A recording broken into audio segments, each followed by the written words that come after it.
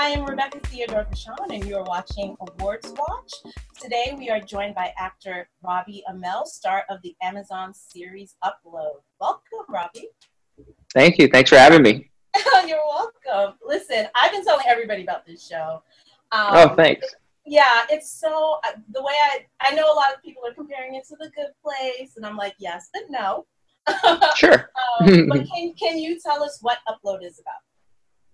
Yeah, Upload takes place in the future where if you know you're going to die, you can upload your consciousness to a digital afterlife. But, you know, these places are not heaven. They're run by different corporations. And my character, who is a bit of a shallow douchebag, for lack of a better word, his self-driving car crashes and his equally shallow douchebag girlfriend uploads him to her account and essentially owns him in the afterlife. And he meets his customer service rep or his angel, Nora. And it's a really cute, you know, comedy with some drama in it, with some, I don't know. I mean, Greg Daniels, who is so amazing and created Parks and Recreation and The Office, I think he does such a great job of riding this fine line of never getting too serious, but also, you know, raising interesting questions and giving people something to think about. Right. Yeah. You know, the funny thing is, like, I know a lot of us think about, you know, immortality and living forever. And I think one of the shows that I like about Upload is that I'm not really sure after watching Upload, I don't think I want to live forever. I think it poses some really interesting questions because it's like, I mean, in Nathan's case, this awful things happens to him where he dies like, what, 10, 15 minutes into the first episode. But it's almost like he has a second chance at life to kind of rectify the wrongs in his life. I mean, what have you, ever since you did the show, what have been your thoughts on immortality or living forever? Or if something like that was invented, would you want to be uploaded? Yeah, I mean, the Greg thought about this years ago, and he says part of the reason he made the show with Amazon is, you know, in the hopes that they would watch the show and want to create something like that and give him a free one. So, you know, and I've been asked, would you upload? And, you know, I love the life that I'm living right now with, you know, with a 9-month-old baby and just experiencing all of that and my friends and family. But if I'm given the option of dying or dying and going to this digital afterlife where I get to spend, you know, more time with the people who are here, then I would definitely take that. I think that it's, you know, rather than looking at it as like, you know, heaven or whatever is after death, it's almost like a middle ground. You get to, you know, your first life is over. You definitely can't continue living the one that you have, but you get to experience something else with the people who are still, you know, a part of that first one. Right. And I think one of the interesting things about Upload is it talks about sort of like this corporatization of death. Like you know what I mean? And I think the other thing that Upload does so brilliantly is really like the class divisions. It's very subtle. Yeah. But you can kind of see like the class divisions. Like even when you look at who the angels are, who the people are working in customer service, they're most people of color versus, you know, the people who are in Lakeview who tend to be white. And so, yeah. So how did you come across this role? And was there an audition process? Yeah. You know, Greg has been thinking about this for a long time. And he said, when we talked about the script and the show, you know, he said, if this digital afterlife was created by people, then it would have a lot of the same problems that our current world has in division of wealth and income inequality and inequality in general. And, you know, I think that he never wanted to be too heavy-handed with it, but it's real. And I think that it brings people into the show a little more because it feels relevant and it feels like if this were real, you know, is this kind of how it would be? And it's gross, but it's also funny at times. You know, it's used as, I just think it's used in a very real way. And kudos to Greg, who's very smart, and our writing team, who was very smart. My audition process for the show was, I got the audition. I'm a big fan of Parks and Rec and The Office. So when I heard it was Greg Daniels, I was like, this would be a dream come true. And I went in And I was the first person to audition for it. I met Greg, and he said, my daughter and I watched The Duff. We thought you were very funny. And I was like, I have watched every episode of your shows. I think you're very funny. And I read a couple scenes, and then he was like, I'm going to grab you a couple more scenes. I want you to read another from another episode. An hour and a half later, my audition was over, and I left, and I was like, wow, that, you never leave an audition thinking that you booked it. And I phoned my agent, and I was like, I think this is my role. I'm like, I feel, even, from the second I read it, I felt very comfortable in the character. I found that we had this, similar voices in the way that Greg wrote Nathan. And my agent phoned me back, and they were like, yeah, he loved you, but you were the first person to audition. He needs to see some more people. And I was like, okay, cool. And a week later, they phoned and they said, look, Greg loved you, but they're going in a different direction, and you're not going to be the guy. Really? I was like, okay. I was like, all right, no problem. And then a month later, this is back in October of 2017 was my first audition. And then November 2017, the day before Thanksgiving, so Wednesday, my agent's phone, they said, you're going to screen test on Monday with Greg. And I hadn't, I was sad that I didn't get the role, but you kind of let it go. And when it came back, I was like, oh, this is awesome. This is really exciting. And I went in thinking it would be me and, 5 or 6 other guys. And it was just me. And Greg was like, you were the first person to audition for this. It would be cool if you were the last. And I was like, yeah, that would be awesome. And luckily I ended up being the guy. And it's been incredible. Andy and Allegra and Zainab and Kevin, the other lead cast members are so funny and so great, and we all get along so well. And Owen, who plays AI Man, is Greg's son. And also, and he also wrote one of the episodes. He wrote episode 7, I believe. Greg, for how talented and successful he has been, he's so collaborative, and he's got no ego. And I've been very lucky to be a part of the show. Right.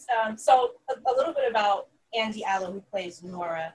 Number one, I was shocked that this was like her first leading role because she's so good. I was like, I was trying to figure out where I've seen her before, but like the chemistry between you and Andy is so believable. And it's like, you really, like, it's the most improbable relationship where you have someone uploaded, and what do they call it, the bios and the uploads, but it's the most improbable pairing, but it makes total sense.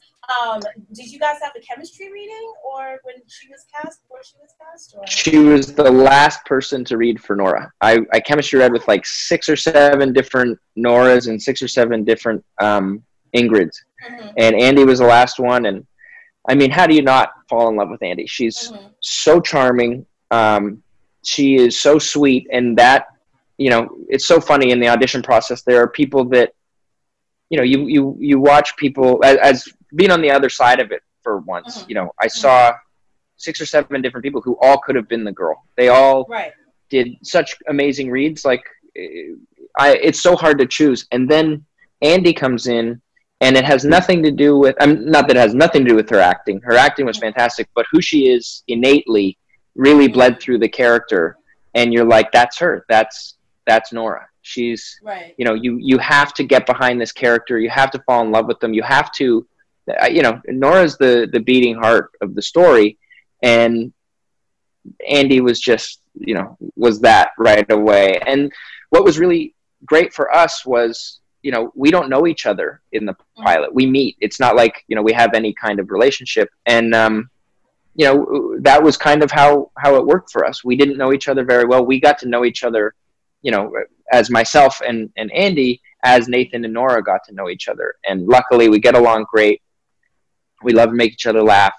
The whole cast gets along great, but it was really nice to be able to build that relationship on screen and off screen at the same time. Right. So, I mean, there's definitely a ship for Nora and Nathan. And I was looking at some of the ships that people had. I went on Twitter, and I was like, because after I watched it, I was like, are there any ship names for Nora and Nathan? So I just wanted to read some of them to you, and you tell me which ones you like. So there's Noran, Nathan, Norathan, and my personal favorite, Nona. I thought that was pretty cool. Nona? Yeah, Nona. So it's Nona. And no, and I see my wife is Italian, and her mom to our son is nonna, because it's Wow. that's grandma in Italian. So Wow. nonna's funny to me. Our ship name is grandma. It's gonna oh, no. Oh my gosh. So what do you think it is about Nora and Nathan that has people rooting for them, or has viewers rooting Um, well, I think part of why the relationship works is it's not supposed to work. So there's no pressure when we first meet.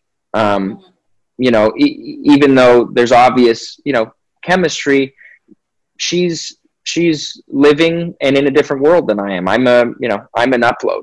So Mm-hmm. I think the fact that it's not supposed to work, and that there's almost a Romeo and Julietness to it, even though it's not like, two different Yes. sides or people being against it. It's not supposed to work. So there isn't that pressure. We can kind of flirt and make each other laugh and have fun without the pressure of a relationship. But Mm-hmm. ultimately, the more you do that, the more the chemistry builds. And I think that Nathan was pretty lost when he met Nora, and he may have thought that his life was pretty important, Mm-hmm. and thought that some of his problems were really serious. And then he meets somebody who is struggling to make enough money to upload her father after her dying father, after losing her mother. And I think there's a perspective shift from him, Mm-hmm. that maybe he was a little bit of a brat, and he gets to learn something from Nora. It's funny, he has to die to figure out he wasn't really living. Wow. I like that.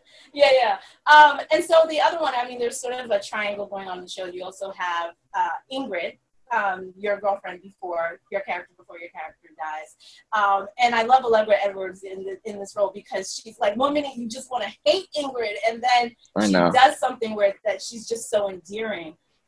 So for you, like, what was interesting to me, it was like this sort of ownership that Ingrid has over Nathan. It was almost like a gender reversal role. Like, certain things she says to Nathan is almost like if you went back to like a 1940s or 1950s movie, that's what a husband would say to his wife, which I thought was hilarious.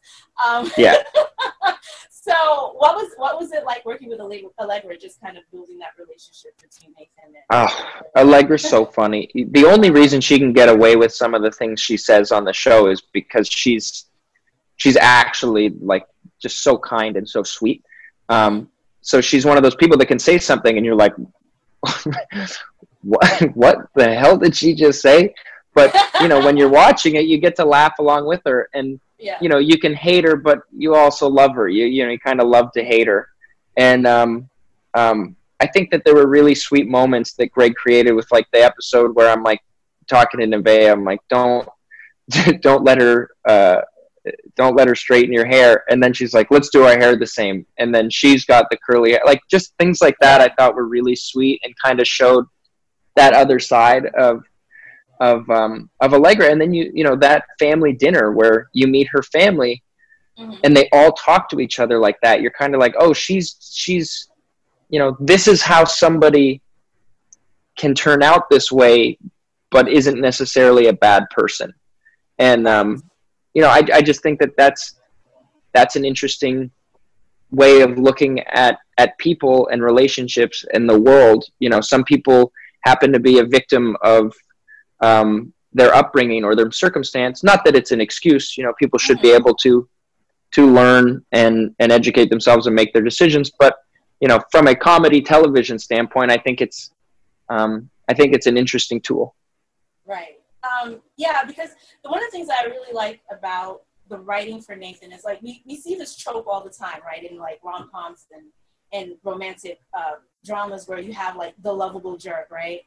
Where he's totally insufferable, and then you have like the love of a good woman that saves him. But I think what I really like about Upload is that Nathan earns his love for Nora in a way where he's conscious of things that he does. I think a few episodes in, he was thinking that his Jamie, was the one that betrays him, and then we realized that it's not what we thought it was. But I like the fact that Nora kind of holds him accountable to that. Like, she's sort of like his moral censor, but doesn't do the work for him. Like Nathan basically does the work of making himself a better person. Yeah, I think one of the things that I liked about the show is, you know, it with Nathan, it's kind of, there's a little bit of that, like, are we the decisions we've made, or can people change? Mm-hmm. And you know, I think that there's probably a lot of people out there who look back at the person that they were in their late teens, early mid-20s, mm-hmm. and, you know, they made some mistakes that they wish they could take back, or, you know, they feel like they're a different person than they were. And, you know, looking at Nathan, he made some bad decisions, if you want to call it, for the right reasons. You know, he was trying to make some money to help his mom. You know, he comes from a family that doesn't have a lot of money, and he didn't see eye to eye with his business partner. And Nathan was definitely wrong in what he did.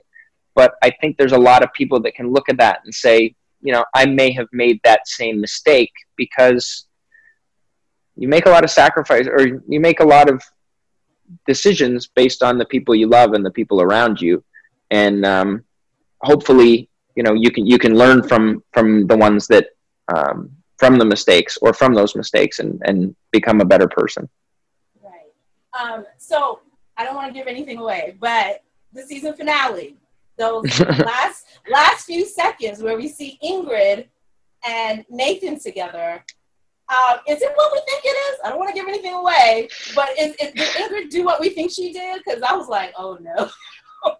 I asked the same thing when I watched it. Yeah. I won't give anything away, but I think it's funny.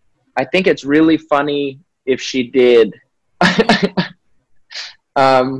You know, I just think it's funny if he's kind of back at square one with Ingrid, right. Just in a different place. So, you know, it's so funny. Greg is so collaborative. He always asks us what we think and what we're excited for and all that stuff. And I'm like, you know, I give him my 2 cents, and then I say, but look, you know, this is your job, and you are much better at this than I am. And the writers in the writer's room are all much more talented than I am at story building and writing. So, you know, take everything I say with a grain of salt. Just make what you think is the best story, and I'm excited to be a part of it. Right. So I know you guys got renewed for season 2. I mean, in light of the pandemic, nothing's been shot yet. But like, have there been any conversations, like with the writers' room, with Greg, as far as the direction for season 2? Okay. Yeah, we're really lucky. Amazon was excited about the show enough that they opened the writers' room back in February. So before lockdown, myself and the rest of the cast got to go in and meet the writers for season 2, and we all had lunch, and we talked about the upcoming season, what we were excited for. And I know they've been hard at work on it since then.